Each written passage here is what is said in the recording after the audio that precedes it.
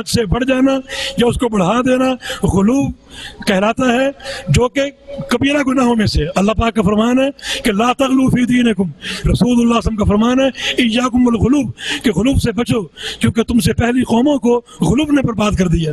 تو اس مسئلے میں آپ توازن دیکھیے، اعتدال کا راستہ دیکھیے، اور کسی چیز کے بارے میں غلوب کا ارتکاب نہ کیجیے، کسی کی ایسی تعریف نہ کریں جو اس کی حد سے بڑھ کر ہو، یہ غلوب ہوگا۔ یعنی بہت سے اس کے ضابطے ہیں، تو کسی بھی چیز کو، کسی بھی شے کو، کسی بھی بات کو اس کی حد سے بڑھا دینا غلوب ہے، جو کہ کبیرہ گناہ ہے اور بندے کے لیے مہلک ہے۔ جزاکم اللہ خیر۔ آج اہل حدیث مختلف جماعتوں میں منقسم ہیں، کیا یہ اختلاف کہا جائے گا؟ یقیناً یہ اختلاف ہے، اور جو لوگ یہ جماعتیں بناتے ہیں وہ مجرم ہیں۔ کسی کی پارٹی آج بن رہی ہے، کسی کی 10 سال پہلے بنی، کسی کی 20 سال پہلے بنی، اہداف کتنے ہی مبارک کیوں نہ ہو، لیکن جماعت بنانا، تنظیم بنانا، یہ سب کا سب خلاف شرع ہے، کیونکہ اللہ رب العزت نے اس تنظیم سازی کو اور فرقہ بندی کو شرک سے ملایا ہے۔ لہذا جو افراد اس عمل کا ارتکاب کرتے ہیں یقیناً بہت بڑے مجرم ہیں، ان کو اللہ کا خوف کرنا چاہیے، اس عمل سے گریز کرنا چاہیے۔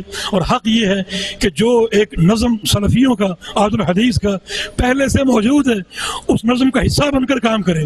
اس میں خرابیاں ہیں تو اس کی اصلاح کریں، اصلاح کرنے میں آپ کامیاب ہو گئے تو آپ کو دوہرا اجر ملے گا، اور اگر آپ اس سے الگ ہو گئے تو گناہ ملے گا۔ الگ ہونے کے بعد آپ نے ایک جماعت بنا لی تو ڈبل گناہ ملے گا۔ تو آپ منہج کو سمجھنے کی کوشش کیجئے، اللہ تعالیٰ ہم سب کو ہدایت دے۔ جزاکم اللہ خیر۔ جہاد کے نام پر جو جماعتیں دہشت گردی پھیلا رہی ہیں، ان جماعتوں کے بارے میں کیا حکم ہے؟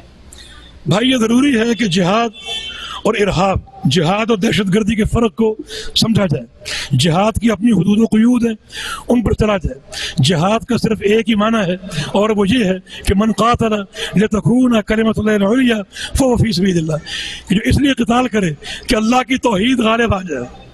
اللہ کی توحید میں رنگا ہوا ہے اور اللہ کی توحید کا لبادہ اوڑے ہوئے ہے، اللہ کی توحید کو سمجھتا ہے، اللہ کی توحید کو لے کر چلتا ہے، اس کی اقامت کے لیے جہاد کرتا ہے، وہ اللہ کی راہ میں ہے، باقی تمام شیطان کی راہ میں۔ ہمارا جہاد صرف خون بہانے کا نام نہیں ہے۔ اگر صرف خون بہانے کا نام ہو تو جہاد میں اور کمیونسٹوں کے سرخ انقلاب میں کوئی فرق نہیں ہوگا۔ ہمارے جہاد میں توحید کی اساس ایک روح رواں کی حیثیت رکھتی ہے، پھر اس کی شروط ہے ایک امیر ہو، خطہ ارضی ہو، وہاں اللہ کی حدیں قائم ہوں، اللہ کو راضی کر کے اس شرعی امیر کی قیادت میں اللہ کی راہ میں جہاد کریں۔ ان قیود کے ساتھ اللہ کے دین کی سربلندی کے لیے جہاد کرنا شرعی مطلوب ہے۔ اللہ ہم کو اس کی توفیق عطا فرمائے۔ جزاکم اللہ خیر۔ علماء کرام کی کمیٹی فتویٰ صادر فرماتی ہے، اس فتوے پر عمل کیا تقلید کہلائے گی؟ علماء کرام کی کمیٹی اگر یہ کہے کہ ہماری رائے یہ ہے، پھر ان کی بات مانو گے، یہ تقلید ہے۔ علماء کی کمیٹی اگر فتویٰ صادر کرے اللہ اور اس کے رسول کے فرامین کی دلیل کے ساتھ اور اس کی روشنی میں، تو پھر آپ اس کمیٹی کی پیروی نہیں کر رہے بلکہ اس فرمان کی پیروی کر رہے ہیں جو انہوں نے پیش کیا۔ یہ تقلید نہیں ہے۔ اگر وہ دلیل پیش نہیں کرتے، نہ کتاب اللہ سے نہ سنت رسول اللہ سے، بلکہ اپنی رائے پیش کرتے ہیں اور آپ اس کے پیروکار بن جائیں، تو یہ تقلید ہے۔ اور تقلید اس چیز کا نام بھی ہے کہ علماء کی رائے کو کتاب و سنت پر ترجیح دینا اور مقدم کرنا، جو کہ شرک ہے۔ اللہ ہم کو بچائے رکھے۔ موجودہ دور میں بیعت کس کے ہاتھ پر ممکن ہے؟ بیعت کا مستحق ولی امر کم از کم 3 کام وہ پوری توجہ سے کرتا ہو۔ نمبر 1، وہ اللہ کی حدیں قائم کرنے پر قادر ہو، چور کے ہاتھ کاٹ سکے، زانی کو سنسار کر سکے، شرابی کو کوڑے مار سکے۔ نمبر 2، وہ قہرن زکوٰۃ کا مال وصول کر سکے، جس کا معنی یہ کہ اس کو ایک خطہ ارضی ہو، وہ ایک زمین کا حاکم اور مالک ہوگا تو یہ کام کرے گا۔ اگر حاکم کوئی اور ہے تو آپ کوئی حد قائم نہیں کر سکتے اور کوئی زکوٰۃ آپ قہرن وصول نہیں کر سکتے۔ لہذا ایک ولی امر ہو اور یہ سارے کام کرتا ہو اور فعلاً وہ جہاد کرتا ہو تو بیعت کا مستحق ہے۔ ہمارے دور میں جو بعض بیعتیں جاری ہیں، صوفیوں کی بیعتیں، بعض طرق کی بیعتیں، بیعت ارشاد، یہ تمام کی تمام بدعت ہیں، ان کا دین سے کوئی تعلق نہیں۔ جزاکم اللہ خیر۔ نافرمان عمرہ سربراہوں کی تکفیر آج کل عام مسئلہ ہے، آپ بحیثیت اہل حدیث عالم دین امت کو اس مسئلے پر کیا نصیحت فرمائیں گے؟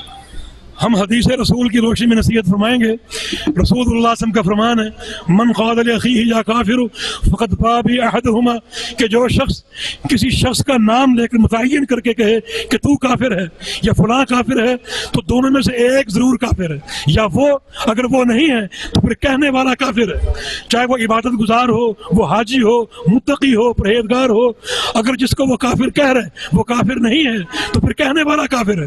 تو ہم کہتے ہیں کہ اللہ سے ڈرو، اور یہ تکفیر ایک جرم ہے۔ خوارج اسی جرم کے مرتکب ہوئے۔ رسول اللہ صلی اللہ علیہ وسلم کا فرمان ہے، الخوارج ہم کلاب النار، کہ خارجی جہنم کے کتے ہوں گے۔ تو اس کی بڑی وعیدیں ہیں، اللہ ہم سب کو عافیت دے۔ آمین۔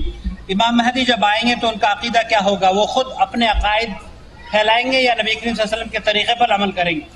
اس میں صریح حدیث موجود ہیں کہ وہ رسول اللہ صلی اللہ علیہ وسلم کے طریقے کو لائیں گے، اسی کو پیش کریں گے، اسی پر عمل کریں گے، اسی کی دعوت دیں گے۔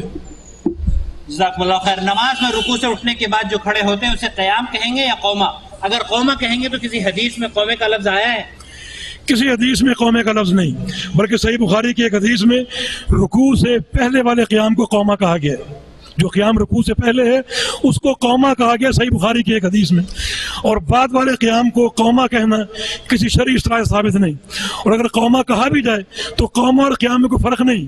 علماء جانتے ہیں کہ قومہ کا لفظ ہو یا قیام کا لفظ ہو، یہ دونوں ایک ہی باب کے مصدر ہیں، اور دونوں کا معنی کھڑا ہونا۔ قام یقوم قوما و قومتا و قیاما، ایک ہی اشتقاق ہے اور ایک ہی باب کے مصدر ہیں، ان میں معنوی اعتبار سے کوئی فرق نہیں ہے۔ یہ اصرار کرنا کہ رکوع کے بعد والا قیام قومہ ہے شریعت سے ثابت نہیں، بلکہ پہلے والے قیام کو صحیح بخاری کی ایک حدیث میں قومہ کہا گیا ہے۔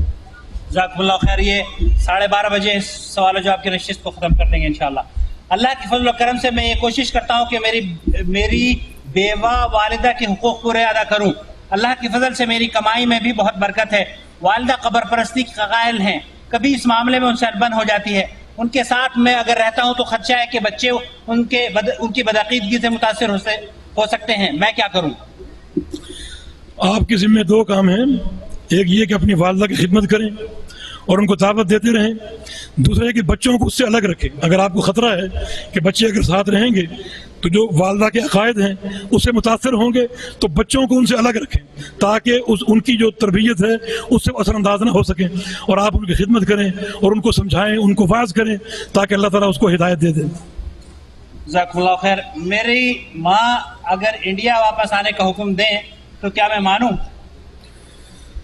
ہاں، اس میں ماننا چاہیے، جیسے ابھی مولانا نے فرمایا کہ اگر والدہ اپنی خدمت کے لیے اور اپنی ضروریات کے لیے آپ کو دعوت دیتی کہ آپ انڈیا آئیں، میرے پاس رہیں، میری خدمت کریں، تو آپ یہاں کام چھوڑ کے چلے جائیں۔ ماں کا حق مقدم ہے، اس قدر مقدم ہے کہ ماں کی اذن کے بغیر آپ جہاد نہیں کر سکتے۔ ایک شخص رسول اللہ علیہ وسلم کے پاس آیا، جہاد کے لیے ساتھ جا رہا تھا، کہا کہ ترک تو ابھی جب کیا نے کہ یا رسول اللہ میں جہاد کے لیے نکلا ہوں آپ کے ساتھ اور ماں باپ کو روتا ہوا چھوڑ کر آیا ہوں۔ فرمایا کہ یہیں سے لوٹ جاؤ اور اپنے ماں باپ کو ہنساؤ، یہیں سے لوٹ جاؤ، جہاد کے لیے مت جاؤ۔ تو اتنا ان کا حق مقدم ہے کہ آپ اس وقت تک جہاد کے لیے نہیں جا سکتے جب تک ماں باپ کا اذن نہ ہو۔ تو یہ تو نوکری ہے، دنیا کا کام ہے، اس کو چھوڑنا ضروری ہوگا۔